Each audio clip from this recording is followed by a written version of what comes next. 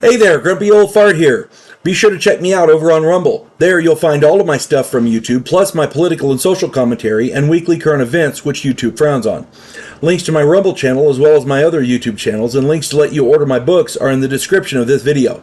If you enjoy my content, please like, subscribe, share, and comment. I welcome your comments even if you disagree with me. Now, on with the video.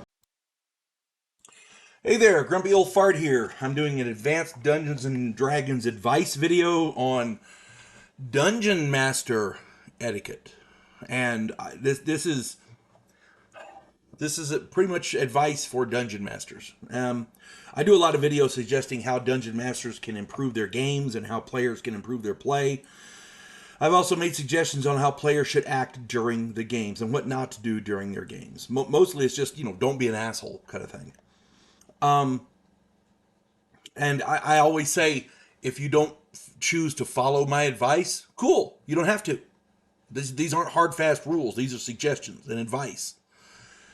If you decide to use and abuse my rules, knock yourself out. If you decide to ignore them completely, knock yourself out. It's just advice. They're not rules. Okay? This particular video is specifically for dungeon masters. After all, dungeon masters are people too. Technically, we are players. We are playing the game. We're running it, but we're playing it. And there's a certain decorum that dungeon masters are expected to maintain. These are do's and don'ts for dungeon masters as well. All right, regarding your players. The players in your game are people, and as such, they are entitled to respect. Players will come up with the damnedest and sometimes the most inane and illogical bullshit plans conceivable by the mind of man. The trick is to understand the three possibilities. First, the player does not understand the situation. If that's the case, this is your fault and for not explaining it well enough. And you have to explain every facet of the situation. You have to explain it well enough so that they have a grasp of what's going on. This is mental theater. A good friend of mine used that the other day, and I'm going to start using it. Mental theater is what it is.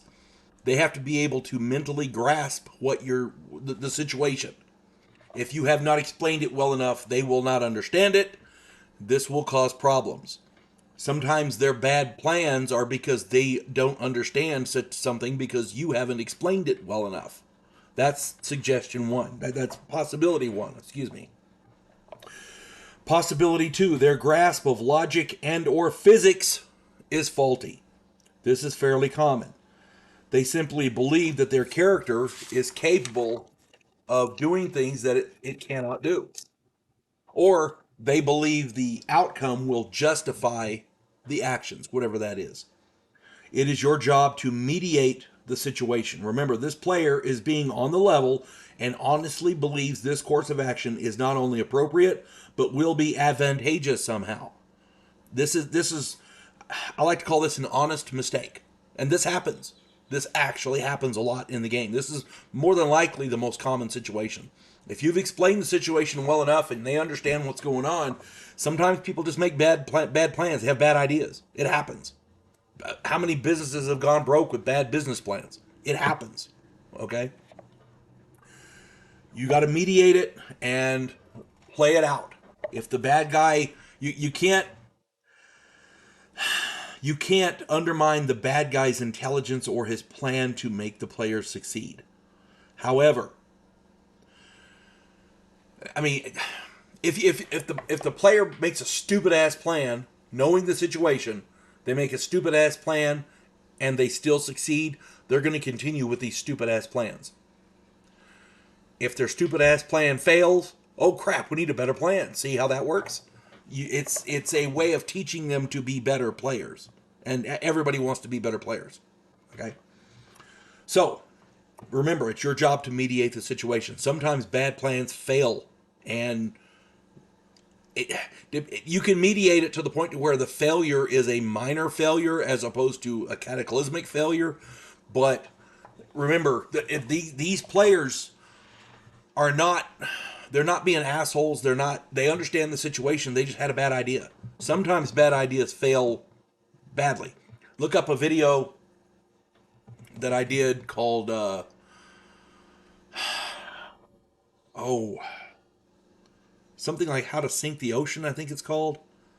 My players, how to sink the, how to move, they move the ocean, basically. How not to move the ocean, I think it's called. They moved their ocean on top of their continent and destroyed the entire gaming world that I had, and we had to start over. A bad plan, okay? Sometimes that happens.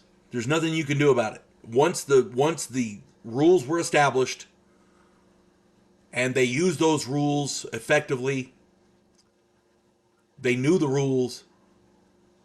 One of the players acted stupidly, and oddly, honestly, it was bad luck. The guy with the amulet didn't make it through the portal in time, and he got killed while the portal was still open, so there was no way to close the portal, and the ocean poured through said portal because it was underwater. The ocean poured through said portal and submerged the continent. It was, how not to move the ocean, basically, I think it's called. But go find it and look it up. You'll see what I'm talking about. A bad plan. Now, and that's not really, it wasn't really a plan. It was more bad luck than anything, because this guy didn't plan to do that. He opened the portal trying to get out, and then he got killed before he could close the portal. So, again, just a bad situation. There's nothing you can do about it. Then we have the third situation. The player is either trying to milk the situation or is trying to bullshit his or her way through it. Sometimes they try to intimidate the dungeon master. Sometimes they try to weasel their way past the rules. This player can and will undermine your game because he or she has no faith in you as a dungeon master. The player doesn't respect you and is trying to weasel through the situation.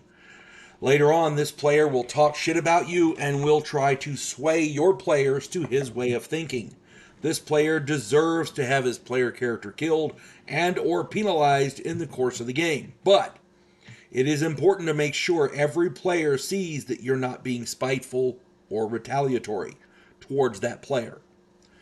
Stupid actions carry consequences, and if you have set up your world properly, nature will simply take its course. No otherworldly 1,000 hit die lightning bolts. None of that stuff.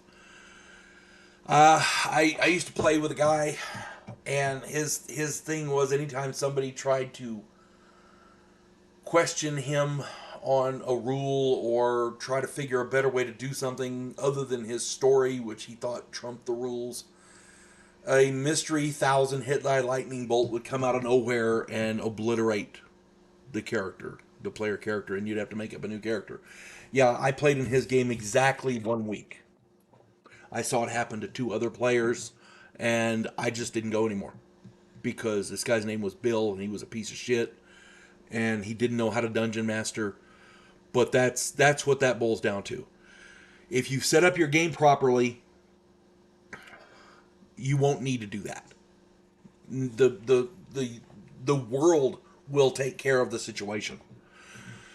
If the guy decides to attack an army of 5,000 people, you give me 5,000 D20 rolls, I'm going to roll some crits. Okay?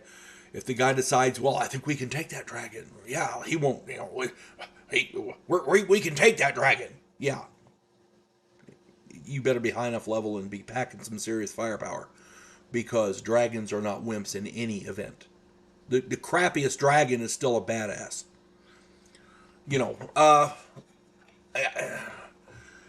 When a player tries to do stuff like that, it shows that they have no faith in you as a dungeon master. They believe you won't kill them. They believe you're soft, you're a wimp, you're more concerned with their survival than your world. And that's not the case.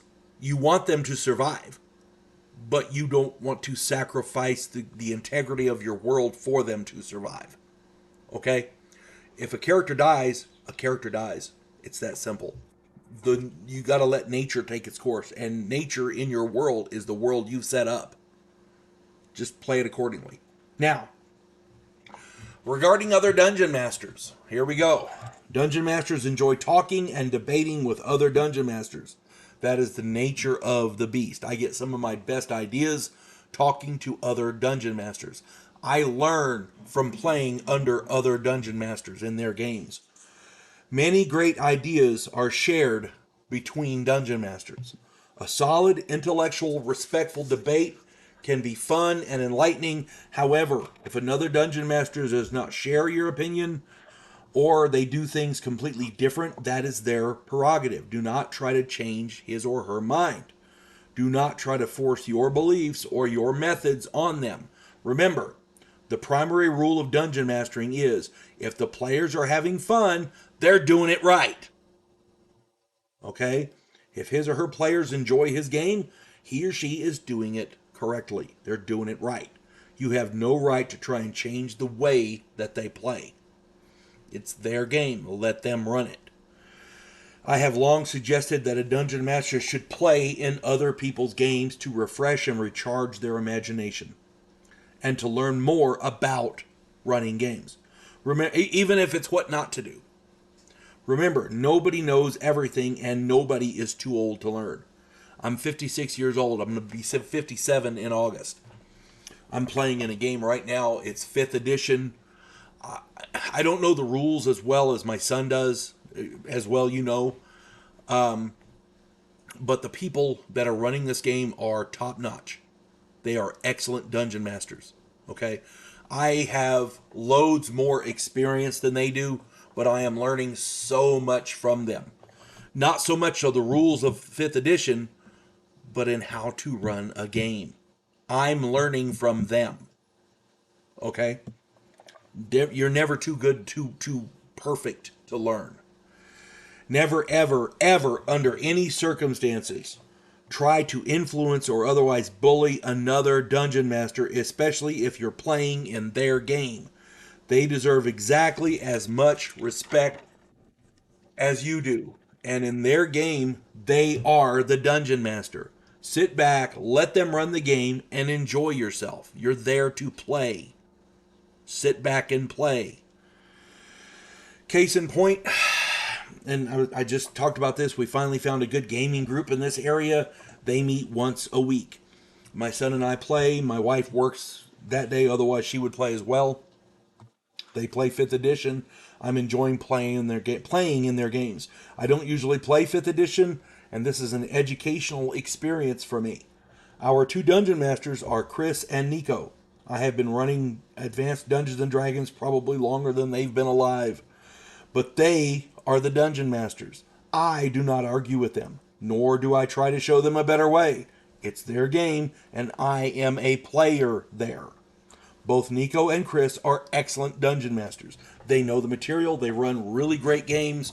They're fair. They apply the rules equally to everyone, and they're consistent in that application. Everything I suggest in my games for how a dungeon master should act, they exemplify. Maybe someday they will get to play in my 1st edition game, and that would be great. But for now, I'm just really enjoying playing again. Kudos to the entire group. There's nothing like a great group of competent players being run by a competent and talented dungeon master. And I got to give these guys, these 2 people, their props. Nico and Chris are excellent, excellent dungeon masters. I'm learning a lot about 5th edition, and I'm learning a few things. Well, there's some things I'm learning, but there's also some things that I'm being reminded of as far as being a dungeon master goes. Because you play this long enough and some things kind of fall by the wayside. I'm learning some detail again, and it's awesome. Yeah, remember, the main thing about being a dungeon master is don't be an asshole, especially to another dungeon master, because someday you'll play in their game. and then the shoe will be on the other foot, you know what I'm saying? Anyway, I hope this finds everybody well, and I hope these videos help. I really do. And again, if you feel like ignoring my stuff, or if my stuff doesn't fit in your gaming methodology, ignore it. It's okay. I don't know everything. Hope this finds everybody well. You folks have a good one. God bless one and all. There is a house in New Orleans where the monsters all hang out.